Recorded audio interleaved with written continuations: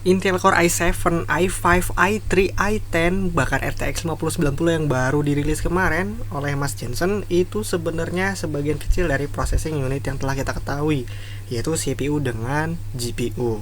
Sebenarnya itu ada banyak banget processing unit di dunia ini, teman-teman. Contohnya kayak ada NPU, TPU, QPU, bahkan DPU. Nah, kita akan coba breakdown di video kali ini secara cepat. Nah, untuk CPU sendiri, itu kepanjangannya Central Processing Unit. Ya, dia itu adalah sebuah otak utama komputer yang berfungsi menjalankan perintah dan logika dari program.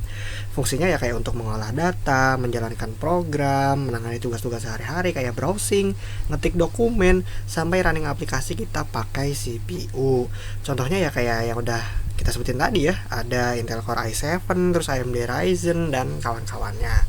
Nah, sementara GPU ini, yaitu Graphic Processing Unit, itu adalah sebuah unit untuk memproses yang dirancang untuk menangani perhitungan yang berhubungan dengan grafis. Itu kayak rendering 3D, memproses gambar gitu, teman-teman ya.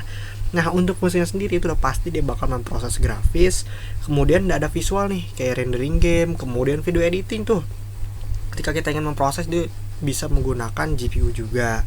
Nah, contohnya tuh kayak apa? Nvidia GeForce RTX maupun AMD Radeon. Nah, kemarin Bapak Jensen ya, selaku CEO dari Nvidia itu merilis RTX terbaru yaitu 5090 ya, harganya hampir $3.000 tuh, keren banget sih jujur. Next, selanjutnya di sini ada NPU dan juga TPU. Nah, NPU itu dia tuh chip khusus untuk mempercepat proses komputasi yang terkait dengan neural network. Nah, kalau sebelumnya di bagian GPU, ini tuh sebenarnya belakangan ini telah digunakan untuk melatih model machine learning ataupun deep learning gitu. Kita bisa sebut dengan kecerdasan buatan, teman-teman. Oleh karena itu, NPU dia itu lebih dirancang lagi untuk memproses neural network, yaitu sebuah algoritma untuk membangun machine learning gitu ya. Nah, contohnya itu apa? NPU itu ada dari Huawei, terus juga dari Google Neural Core. Ini dari NPU. Nah, kemudian TPU itu kepanjangannya dari Tensor Processing Unit.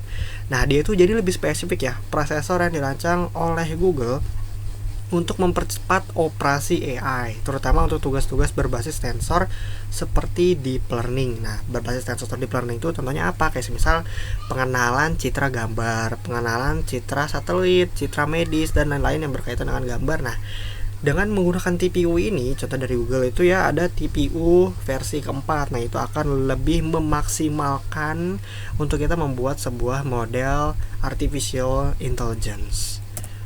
Kemudian di sini ada QPU ataupun Quantum Processing Unit. Nah, ini tuh keren banget ya, sebuah unit untuk memproses quantum computer, yaitu menggunakan sistem mekanika kuantum seperti superposition dan entanglement.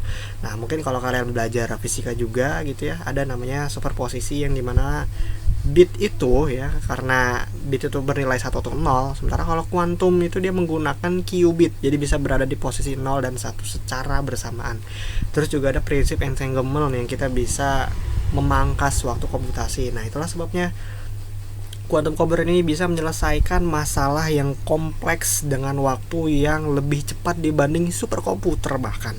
Contohnya itu apa? IBM Quantum itu adalah sebuah perusahaan yang menggunakan quantum computer untuk dikembangkan sampai saat ini.